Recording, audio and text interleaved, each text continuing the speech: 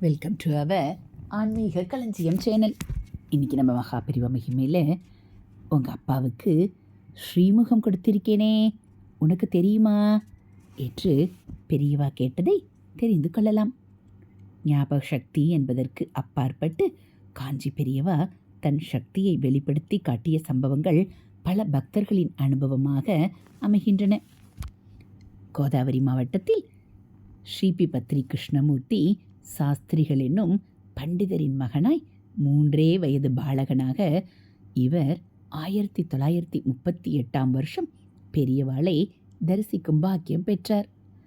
அந்த 3 வயது சிறுவனுக்கு மகா பெரியவா போடக்காட்லப்பள்ளி என்ற கிராமத்திற்கு விஜயம் செய்தது கூட தன் தகப்பனார் சொல்லித்தான் தெரிந்திருக்க முடியும்.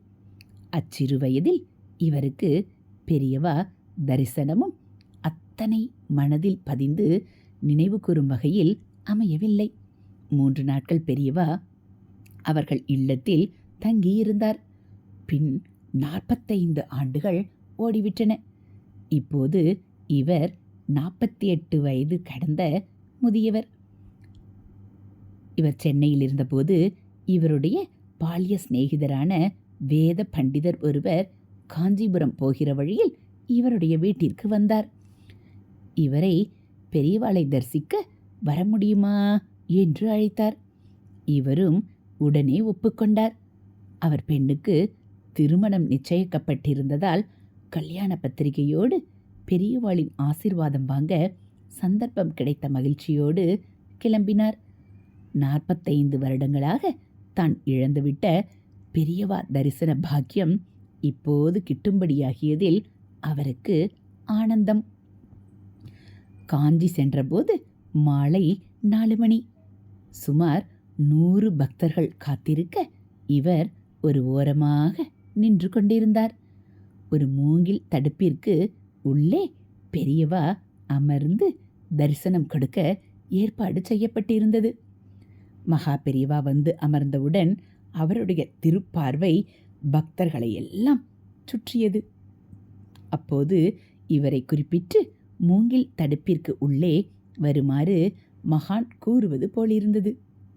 தன்னை கூப்பிட வாய்ப்பில்லை என்று இவர் நினைத்தார். வேறு யாரையோதான் பெரியவா கூப்பிட வேண்டுமென்று அவர் எண்ணிக்கொண்டு அவரும் தேடினார். ஆனால் பெரியவாளோ திரும்ப திரும்ப இவரையே தன் திருக்கரத்தால் சுட்டி காண்பித்தபடி இருந்ததில் அத்தனை பக்தர்களும் உங்களைத்தான் பெரியவா கூப்பிடுறார் என்று இவரிடம் சொன்னார்கள். இவர் உள்ளே சென்றார். பெரியவா தமிழில் மிக மெல்லியதாக அருளியது இவருக்கு தமிழ் தெரியாததால் புரியவில்லை. உடனே அருகில் இருந்தவர் பெரியவா சொல்வதை இவரது மொழியில் சொல்லத் தொடங்கினார். பெரியவா எடுத்த எடுப்பில், உன்னை எனக்கு தெரியும், இதுக்கு முன்னாலே பார்த்திருக்கேன், நீ யாரு என்றவுடன் இவர் மனதில் ஆச்சரியமும் சந்தேகமுமாக கலந்த எண்ணங்கள் ஓடின. பெரியவாளுக்கு எப்படி பதில் சொல்வதென்று இவருக்கு தெரியவில்லை. 1933க்கு பிறகு 45 வருடங்களாக பெரியவாளை இவர் தரிசனம் செய்ததில்லை. அதனால் எப்படி பதில் சொல்வதென்று தடுமாற்றம். பின்பு சுதாரித்து கொண்டவராக, என் பேர் ஹரிபிரசாத், பிபத்ரி கிருஷ்ணமூர்த்தி சாஸ்திரிகளோட பையன் என்று பதிலளித்து நின்றார். உடனே பெரியவா, உங்க அப்பாவுக்கு ஸ்ரீமுகம் கொடுத்திருக்கேனே, உனக்கு தெரியுமா என்று ஒரு நொடியில் இவருடைய வாழ்க்கை முழுவதையும் உணர்ந்து கொண்டவராக வினவினார். இவர் ஆச்சரியத்தோடு ஆமாம் எனக்கு தெரியும் என்று சொன்னார். சற்றும் தாமதிக்காமல் பெரியவா மடமடவென்று அந்த கிராமத்தை பற்றி ஒவ்வொரு அம்சமாக விவரிக்க தொடங்கிவிட்டார். தான் தங்கியிருந்த இடத்தையும் அந்த ஊரின் சமஸ்கிருதம் மற்றும் வேத பண்டிதர்களை பற்றியும் ஒன்று விடாமல் பெரியவா கேட்க இவருக்கு அது வெறும் ஞாபக சக்தியால் மட்டுமல்ல என்பது தெளிவாக புரிந்துவிட்டது.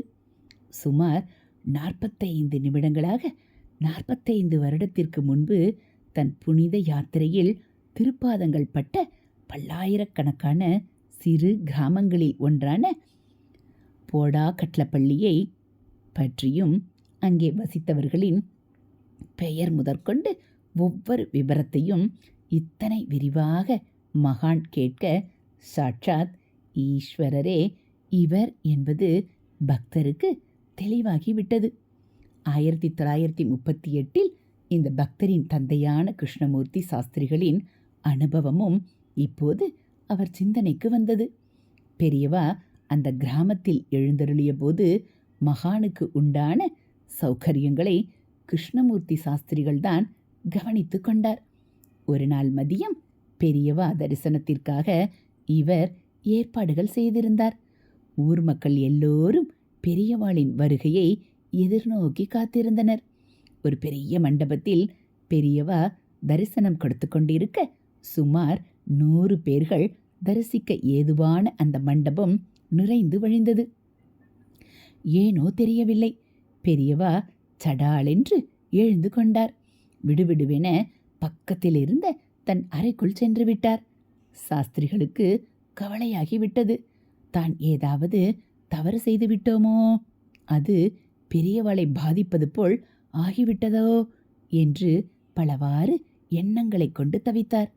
ஆனால் சரிபார்த்ததில் அப்படி ஒன்றும் குறை இருப்பதாக புலப்படவில்லை. பின் பெரியவாளையே இது பற்றி கேட்டுவிட துணிந்தார். பெரியவாளை அணுகி தான் செய்த ஏற்பாடுகளில் ஏதேனும் குற்றம் இருந்தால் மன்னித்தருள வேண்டுமென விண்ணப்பித்து நின்றார். மகா பெரியவர் என்னும் சர்வஞர் அதற்கு சொன்ன பதில் சற்று வியப்பாக இருந்தது. பெரியவா தரிசனத்திற்கு கூடி இருந்தவர்களுள் ஒருவருக்கு தீட்டு வந்துவிட்டதாகவும் அவரை மண்டபத்திலிருந்து வெளியேற்றும்படியும் மகான் குறிப்பிட்டபோது சாஸ்திரிகளுக்கு அது சாத்தியமில்லை என்று தோன்றியது. பெரியவா தரிசனத்திற்கு கூடியிருந்த அனைவரையும் ஒவ்வொருவராக சாஸ்திரிகள் விசாரித்தார். யாருக்காவது உறவினர்கள் சமீபத்தில் இறந்து அவர்களுக்கு தீண்டல் இருக்கிறதோ என்று கேட்டபோது யாரும் இல்லவே இல்லை என்று மறுத்துவிட்டனர். திரும்பவும் செய்வதறியாமல் பெரியவாளிடம் போய் அப்படி யாருக்கும் தீட்டு இருப்பதாக தெரியவில்லையே என்று சொன்னார். ஆனால் இம்முறை பெரியவாள் என்னும் எல்லாமும் அறிந்த மகாஞானி சில அங்க அடையாளங்களை சொல்லி அப்படி ஒருவரிடம் போய் மண்டபத்திலிருந்து வெளியே சென்று விடுமாறு சொல்லச் சொன்னார். இப்படி அங்க அடையாளம் கொண்டவர் சொந்த அத்தையின் கணவராக இருந்ததில் சாஸ்திரிகள் அவரிடம் போய் பெரியவா சொன்னதை கூறினார். மண்டபத்தில் பின்னால் நின்று கொண்டிருந்த அவர் பெரியவா ஏன் இப்படி அருளினார் என்று புரியாமல் தெய்வ கட்டளையின்படி வெளியேறி தன் இல்லத்திற்கு சென்றார். அங்கே சென்றபோதுதான் அந்த திருவாக்கின் மகிமை புரிந்தது. அவர் வீட்டில் அவருடைய பந்துக்களில் ஒருவரின் மறைவு செய்தி காத்திருந்தது. எல்லாம் வல்ல தெய்வமாய் அருளும் மகா பெரியவாளுக்கு இந்த செய்தி எப்படி தெரிந்திருக்கும் என்று அவரோ சாஸ்திரிகளோ வியந்திருக்க வாய்ப்பில்லைதான். ஹரஹர சங்கர, ஜெய ஜெய சங்கர, ஹரஹர சங்கர, ஜெய ஜெய சங்கர. மகா பெரியவா சரணம். இதுபோல் மகா பெரியவா மகிமைகளை நீங்கள் தினந்தோறும் கேட்கணும் அப்படின்னா மறக்காமல் நம்ம சேனலை சப்ஸ்கிரைப் பண்ணுங்கள். கூடவே பெல் ஐக்கானை கிளிக் பண்ணி ஆளுங்கிற பட்டனையும் அழுத்திடுங்க.